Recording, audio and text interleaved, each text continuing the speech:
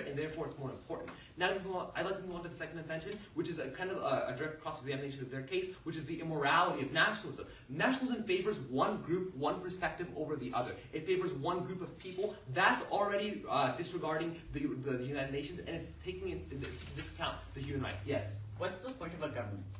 The point of the government is to serve the people of its state, but we're taking it to the global, because that's nationalism. He asked me, what's the nationalistic view of of government? But what I'm telling you is, nationalism is immoral because you're only taking into account a certain group of people. If you take into everybody, you're being more equal to everyone. So when you make a decision, you consider Africans, you consider Asians, you consider Europeans, and you consider Americans. I have a lot to get to, so I'll get to your question later. Contention 3, which is the evidence of globalism. Globalism is more important, and for one, the evidence that we have, that they provide no evidence for nationalism, we provide to you evidence, is the fact that globalism is used more in everyday society. That's why it's more important. It's used in law because we consider the diversity of a jury. It's used in society more in terms of creating laws, writing legislation in Congress, and the fact that science, when creating surveys, when they survey people, they don't serve one race. They take everybody into account because they know the global perspective is more important than the national perspective. Because again, perspectives are more important than just legislation.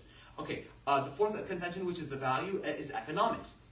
I'd like to make two observations. These are facts. For a single person or body, their economic power can come from the benefit or the decreasing benefit of somebody else. Maybe if somebody's not prospering, that benefits me. That's the first observation. The second observation is that from a global perspective, the only way to get better economically is for everyone to prosper. When you're thinking of the United States only, if Africa may be hurting, they can get more diamonds and therefore their economy grows. That's one example. So as a single nation, you can grow if somebody else is suffering. But from a global perspective, you can't grow if somebody else is suffering. So we're eliminating suffering. And combining these ideas, if we value globalism, you also value more efficient economics. Simply said, globalism is more economically powerful. If you look at the examples throughout history, when you consider all the nations together, because every nation has various values, again, I'll get to you at the end.